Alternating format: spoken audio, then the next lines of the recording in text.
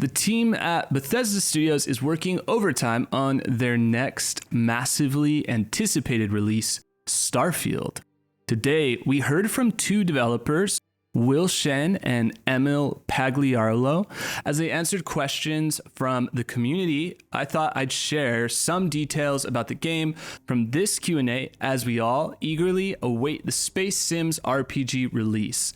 There were 16 curated questions from the community, with each of the two developers adding their initial insights and answers. So we're going to use those. Question 1 asks, can we buy houses or property in main cities? This one wasn't too much of a surprise. Will and Emil both confirmed that yes, this very popular Bethesda feature will, of course, be included in Starfield.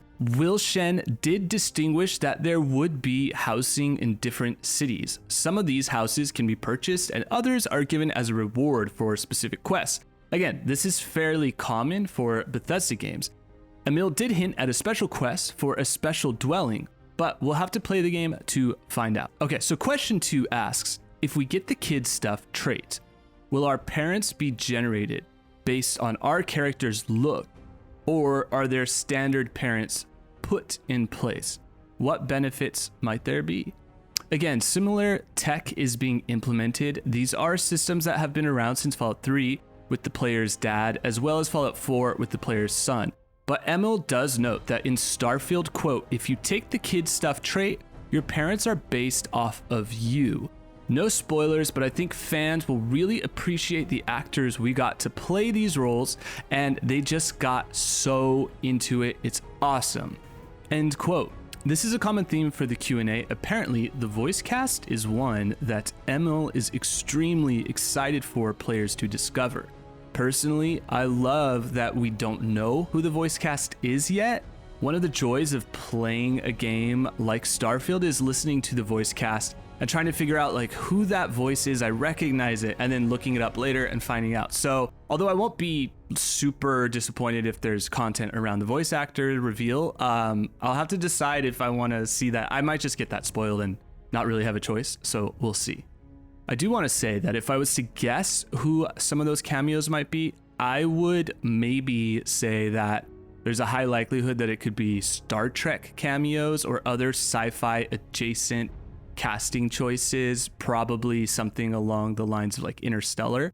So yeah, if they say they're really, really excited, knowing that they've had pretty big A-list celebrities before, I'd imagine there's going to be some pretty big names attached to this. And later you'll see that there's even a model of a ship, I believe, that's being created by Adam Savage, originally from Mythbusters, for a filming model. So we might be getting like an animated series or maybe like a live action. That's just pure speculation. But if you watched the anime or I guess animated style little series that they've been putting out in anticipation of the game, I feel like Bethesda is teasing more possible transmedia content. This cast could be another indication of that, or it could just remain in the game and just be a great game. Question 3 asks, for those of us who have never played a BGS game and will be starting with Starfield, what information should we know that will make the experience more impactful right from the start? How deep should we go into creating our character's backstory before we start the game? Shen distinguishes that, quote, there is a trait and background system that will let you specify more about yourself, but you can also select an anonymous background and no traits if you want. Me personally, I think I'll probably play with the trait system, especially if it feels like Fallout 3 and Fallout 4, or I guess more Fallout 3 and Fallout New Vegas, or even the Outer Worlds, but I really like that feeling of the rewards coming via traits, watching your character progress. Question number 4. How will the smuggling cargo system work? Can we hide it somewhere on the ship and sell it for more currency later? Will and Emil explain that certain items are specified as contraband, and those items will need to be smuggled past security ships which orbit the major settlements. Contraband is considered to be illegal in most locations. The way around this is to purchase special ship modules. Emil writes, so You don't get caught with those harvested organs. At the end, Emil adds that the economy is fixed, but the skills you choose will change the prices of bought and sold goods. This is fairly common for a Bethesda-style RPG, so it's good to know that's there, but I think we all kind of expected that. Question number 5 asks, will there be a jail system if we committed crimes? This one is pretty straightforward, but I'll read off what Emil wrote in case you're new to the Bethesda-style RPG elements like Bethesda's jail system. Emil writes, yup, the settled system is more like Skyrim than Fallout 4's Commonwealth in that regard. He says, you bunch of criminals, there's a civilization, there's government, and there are laws, and in a couple cases, we actually explore the themes of crime and punishment in our futuristic universe. So that's actually pretty interesting because I think that if what he's saying that themes of crime and punishment are a part of it, then I'm guessing the main quest touches on crime and punishment and probably how the different factions view the settled systems and how they want to treat it. It kind of reminds me of Twisted Metal's series, if you're watching that, where crime and punishment is a big theme because you have these frontiers and these settled zones. And so how society builds itself in terms of crime and punishment could be interesting to see. Moving on to question 6. So this dives into the sim management element of trade routes and outposts. The question asks, will time pass when not in the game? For example, will my trade routes, outposts, and mining operations continue to produce, or does that only occur while actively playing? So this answer is pretty straightforward, and they basically just say the simulation only runs while players are actively in the game. Question number 7. Can you be a double agent in the game? For example, if you join the United Colonies, can you also join the Crimson Fleet and give the United Colonies information? And what factions have that feature if they do? So Shen confirms that, quote, all of the playable factions can be completed independently. Emil expands that, quote, that is exactly what you can do. Infiltrate the Crimson Fleet for US systems defense. It's specific to that quest line, end quote. Will goes into a little more detail, but I won't include it here to avoid spoilers because I think it's a component of the game that players might want to discover for themselves. So moving on to question number 8. Depending on traits selected during character creation, will it all be possible to play through the game in a pacifist mode, i.e. without killing anyone or even potentially anything? So this leads into one of the more meatier discussions. I'll summarize a few key points. So the devs state that not every mission can be guaranteed to be completed in a pacifist mode, but there are systems that help. So a non-lethal playthrough was determined earlier on in their development not to be feasible for various reasons. But they do state that the speech challenge game can allow you to persuade someone to not fight, which if you've seen Todd Howard talk about the speech challenge system, I think it looks really, really cool.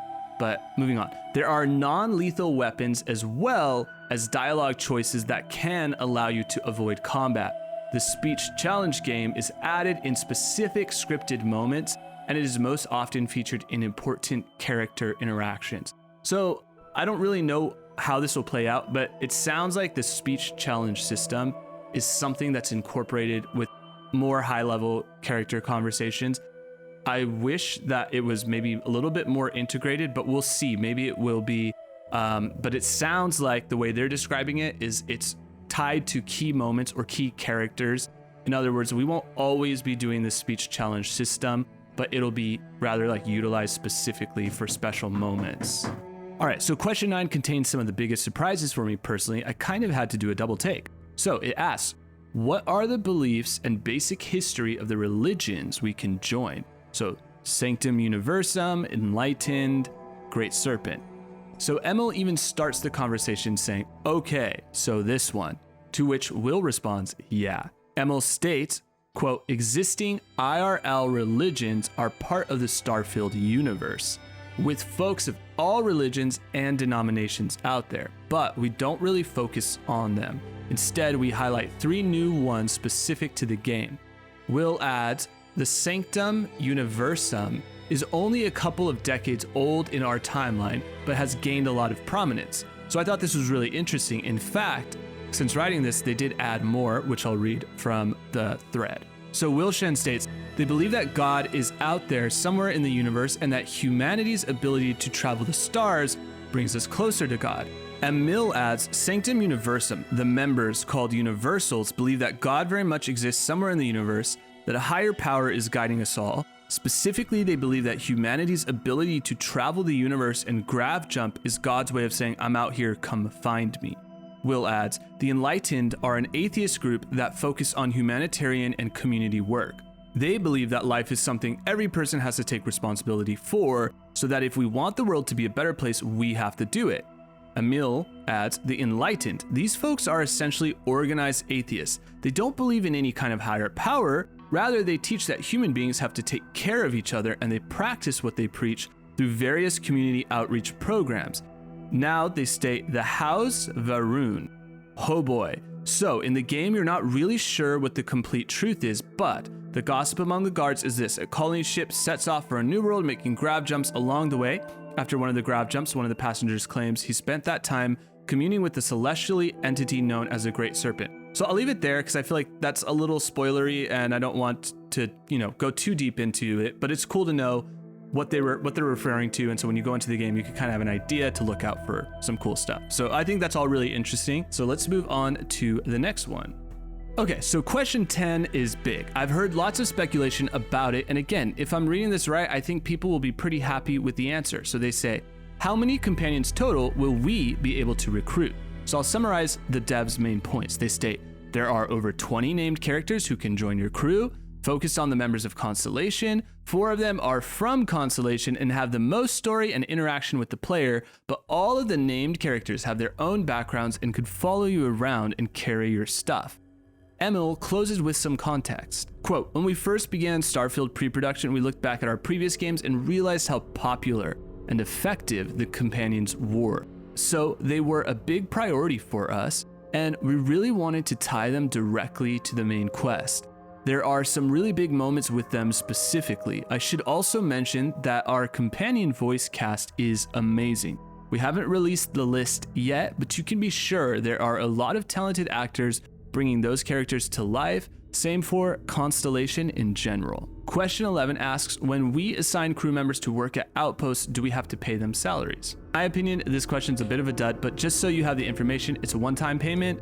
No regular salaries and traits that you have can affect the cost. Back to the more exciting questions. Question 12 asks, will our companions be able to level up their perks? Will their perks stack with ours? Here's a summary of what Emil and Shen had to say on that. They said, all crews start with a set of skills at specific ranks. They don't level up, but they come at different ranks depending on the companion. An example, you might meet a character that's especially good at rifles and you hire them to watch your back, or you might meet an astrodynamics expert that will increase your grav jump range when assigned to your ship. Their skills in Starfield do stack with yours when relevant. Some are there for flavor to highlight the companions' backgrounds and interests, but you'll really feel the benefit of the ship and combat-related ones. Example, getting a boost to your shields, or seeing your companion laying down fire with a weapon they're proficient in are pretty sweet moments. So, end quote on that, but this is interesting. I'm currently playing the Outer Worlds, and it's really driving home the power of companions. Also, from what I hear of Baldur's Gate 3, players love when companions are integral to the party system. I think some of this will have to wait and see how it feels in our hands, but I do kind of wish there was more intricacy in how the companions level up. So yeah, I think I'll have more thoughts on that later. My next several videos will be touching on companion systems in RPGs like the Outer Worlds, Fallout New Vegas, Fallout 3, and Fallout 4. I think it'd be great to brush up on that for comparison with how Starfield handles this. In anticipation of Starfield, I've been playing Mass Effect 1 for the first time, and I'm really enjoying the companion customization and leveling systems. I'm excited to get my hands on Starfield, so we'll see how those companions feel. Question 13. What are your favorite parts of the game? This one I'll kind of brush over because, as the devs have stated in their answer, it's subjective and extremely colored by their experience developing the game. Emil calls out Neon as a city that he particularly feels proud of due to its cyberpunk setting. All right, question 14 asks, what books or movies had a big influence on some of the side quests? So I'll list some of their influences here. For podcasts, they stated hardcore history and the history of Rome. Will Shen says, while our game is science fiction, I like how historians can tell you about how human beings react to extreme circumstances like war, famine, and technological breakthroughs. And you can imagine how we'd react to similar circumstances in a fictional setting, just at a grander scale. Emil writes, Star Wars, OG Battlestar Galactica, Space 1999, Buck Rogers, Battle Beyond the Stars, Ice Pirates, and let's not forget the classic that is Metal Storm, The Destruction of Jared Sin. I think I actually saw that one in 3D, but also much headier sci-fi stuff like the writings of Arthur C. Clarke and Robert Heinlein, or films like Contact, Interstellar, 2001: A Space Odyssey, and even Event Horizon.